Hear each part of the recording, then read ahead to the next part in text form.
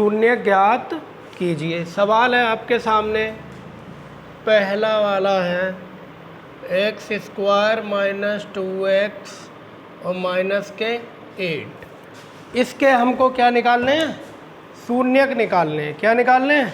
शून्यक निकालने हैं। देखो हम इस बहुपद को देखते हैं तो इस बहुपद की घात कितनी है? 2। कितनी घात है? 2। और पद कितने हैं इसमें? 1 2 3, 3 पद है। इस पद को बोलते हैं, ये सी वाला पद है। मूल जो बहुपद होगा हमारा, मूल बहुपद जो होगा वो होगा ax square plus bx plus c। ये हमारा मूल बहुपद है। क्या है ये? मूल बहुपद है। यहाँ आपको a बदलेगा, b का मान बदलेगा और c का मान बदलेगा, बाकी सब कुछ कैसा रहेगा? वैसा ही रहेगा।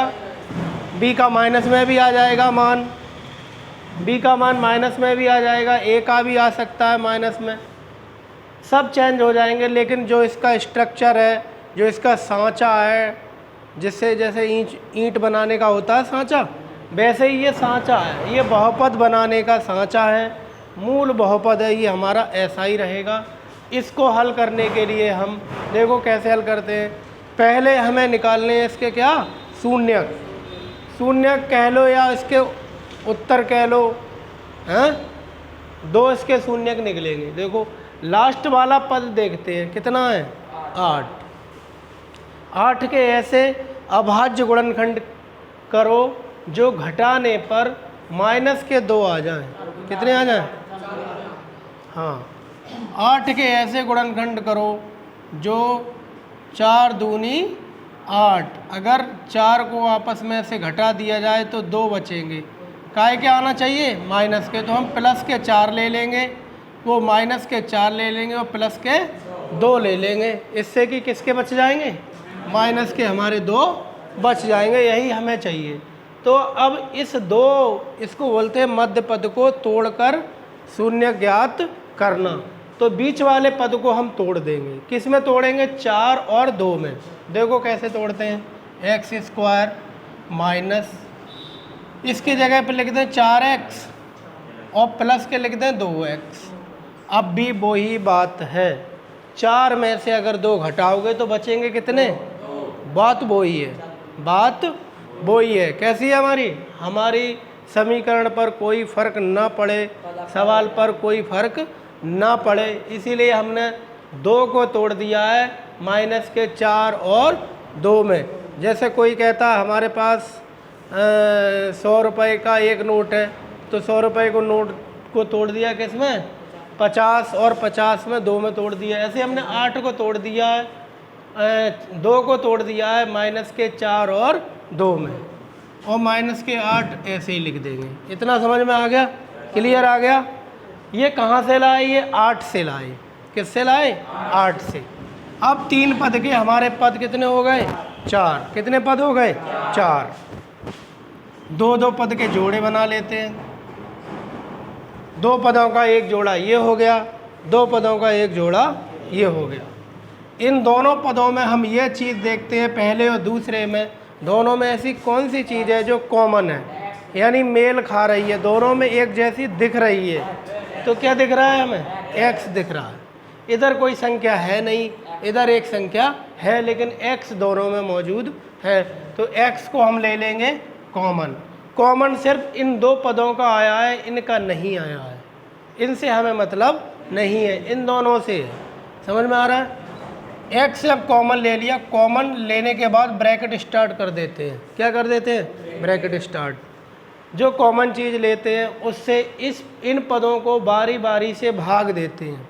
क्या देते हैं? भाग। और भाग में घातें घट जाती हैं। संख्याओं का भाग तो हम दे लेते हैं। अगर हम चर राशि का भाग देते हैं तो चर राशि की आपस में घातों को घटा देते हैं। इस पर 1 घात है, इस पर 2 घात है। अगर 1 वाले से 2 को भाग देंगे, 2 में से 1 घात घट गई, कितनी बच जाएगी? 1। 1 को लिखो या मत लिखो, मानी 1 ही जाती है। हाँ, और माइनस ये वाला माइनस लगा दिया। 4x को भाग इससे दिया तो 1x से 1x को भाग लग गया। कितने बचे? 4, वो 4 लिख दिए। अब यहीं ब्रैकेट को कर देते हैं बंद, ब्रैकेट बंद हो गया। अब इन वालों में देखो कॉमन कोई चीज़, क्या चीज़ है? 2। 2 क्यों कॉमन है? 2 से भाग इन 2 को भी लग जाएगा और 2 का भाग 8 में भी लग जाएगा। बीच में हमको माइनस चाहिए तो माइनस लगा हुआ है ही है, अर्थात हम जो अब कॉमन लेंगे वो प्लस के 2 लेंगे। किसके लेंगे? प्लस के 2। माइनस का क्यों नहीं लिया? माइनस का इसलिए नहीं लिया, माइनस का अगर यहाँ ले लोगे तो माइनस का ये x हो जाएगा, प्लस का 8, प्लस का आगे ये प्लस हो जाएगा। हमें प्लस नहीं चाहिए, हमें इसके जैसा ब्रैकेट लाना है, x माइनस 4 के जैसा। देखो क्या करेंगे, ब्रैकेट स्टार्ट कर देते हैं। 2 से 2 को भाग लग गया, क्या बचा? x। 2 से भाग दे, ये माइनस आ गया, क्योंकि प्लस और माइनस की जो गुणा भाग होगी वो माइनस होती है। ठीक है, आ गया। 2 से भाग दे दो 8 को, 2 चौक 8। अगर आपको कुछ नहीं समझ में आ रहा है तो यहाँ कॉमन लेने के बाद ये वाला ब्रैकेट ऐसे ही लिख दो, ये वाला ब्रैकेट ऐसे ही आप लिख सकते हो अगर समझ में नहीं आ रहा है। और दोनों ब्रैकेट आपके एक जैसे आ गए, इसका मतलब सवाल सही हमारा हो रहा है। अब भी 2 पद हो गए, एक पद ये और एक पद ये। अब फिर अब इन दोनों पदों में देख लो क्या चीज़ कॉमन है? x माइनस 4, पूरा ब्रैकेट दोनों में कॉमन है, तो पूरा ब्रैकेट कॉमन उठा लेते हैं, x माइनस 4। ठीक है, उठा लिया। इसको कॉमन को x माइनस 4 उठा लिया, इससे इसको भाग लग गया, क्या बचा? x, और इससे इसको भाग लग गया, क्या बचा? प्लस के 2। ये आ गए, ये क्या आ गए? हमारे 2 ब्रैकेट हमको प्राप्त हो गए। और ये किसके बराबर होंगे ना? और माना ये बराबर होंगे आपके 0 के। किसके बराबर होंगे? 0 के। ये 0 के बराबर होंगे।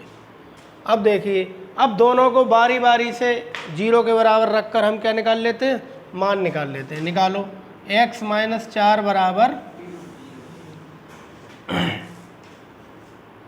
0, तो x बराबर 4 उधर ले लो, किसका हो जाएगा? प्लस का। एक आंसर तो हमारा ये आ गया। अब इसको बराबर रख दो 0 के, x प्लस 2 बराबर 0, x बराबर 2 उधर जाएगा, काय का हो जाएगा? माइनस का। हमारे लिए 2 शून्यक प्राप्त हो गए, कौन कौन से? x बराबर 4 और एक आ गया x बराबर माइनस के 2। दोनों को मान लेते हैं, एक को मान लेते हैं हम अल्फ़ा और एक को मान लेते हैं बीटा। अब हमें इनकी क्या करनी है? सत्यता की जांच। ये तो हो गए हमारे शून्यक। अब शून्यक की और गुणांकों की जांच करनी है। किसकी? शून्यकों की और गुणांकों की। देखो लिख लेते हैं, शून्यक तथा गुणांकों के बीच संबंध की सत्यता की जांच। अब गुणांक कैसे निकालेंगे? ये तो हमारे शून्यक आ गए। अब गुणांक कैसे निकालेंगे?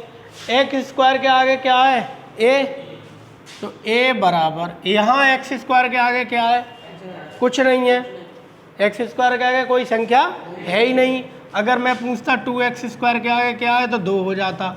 इसके आगे कोई संख्या नहीं है तो 1 मान लेते हैं। तो a बराबर तो आ गया 1, b बराबर, यहाँ b के आगे क्या है? -2। क्या होगा? अगर माइनस का है तो चिन्ह सहित बोलेंगे। और c के आगे क्या है? -8। c के आगे क्या है? माइनस वाले को चिन्ह सहित बोलते हैं और प्लस वाले को प्लस लिखो या मत लिखो, वो तो प्लस ही माना जाता है।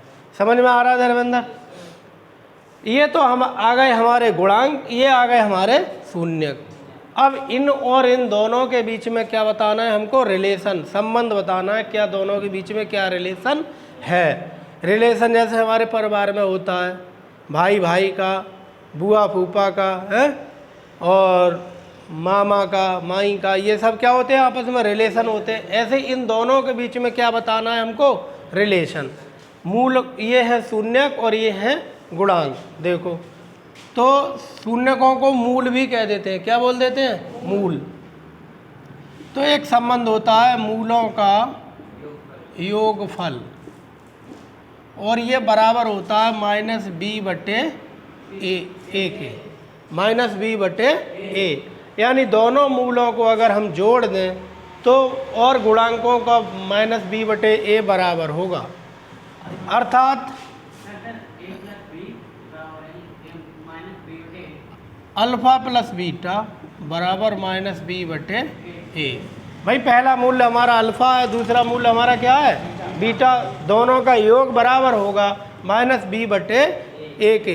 अर्थात इसका मतलब होता है ये तराजू है हमारी, बराबर के इधर की चीज़ और बराबर के इधर की चीज़ दोनों कैसी आनी चाहिए? बराबर है। तब तो हमारे जो संबंध है वो कैसा है? सत्य है। देखो अल्फ़ा का मान कितना रख दें? 4 प्लस बीटा का मान -2 है, तो इसको ब्रैकेट में बंद करके लिखेंगे -2 ब्रैकेट बंद, माइनस बी का मान यहाँ से उठा लो, ये वाला माइनस तो सूत्र वाला आ गया और -2 अंदर आ गया, और ए का मान कितना है? 1। समझ में आ गया? इधर हमने शून्यक रख दिए, उधर हमने गुणांक रख दिए। समझ में आ गया इतना? देखो 4 प्लस और माइनस की गुणा माइनस बराबर माइनस और माइनस की गुणा प्लस, 2 आ गए। 2 को जब 1 से भाग दोगे तो 2 ही आएगा। 2 के लिए 1 से भाग दोगे तो क्या आएगा? 2 आएगा। 4 में से 2 घटा दो, प्लस के ही 2 बचेंगे, 2 बराबर 2। हमारा संबंध कैसा है? सत्य है। दोनों पक्ष बराबर आ गए, हमारा संबंध सत्य है। एक तो हो गया मूलों के योगफल से और एक होगा मूलों के गुणनफल से। मूलों का गुणनफल बराबर ये होगा कितना? c बटे ए। ये होता है c बटे ए, और इन मूलों के गुणनफल को बोल देते हैं अल्फ़ा गुणा बीटा बराबर c बटे ए। अल्फ़ा का मान कितना है?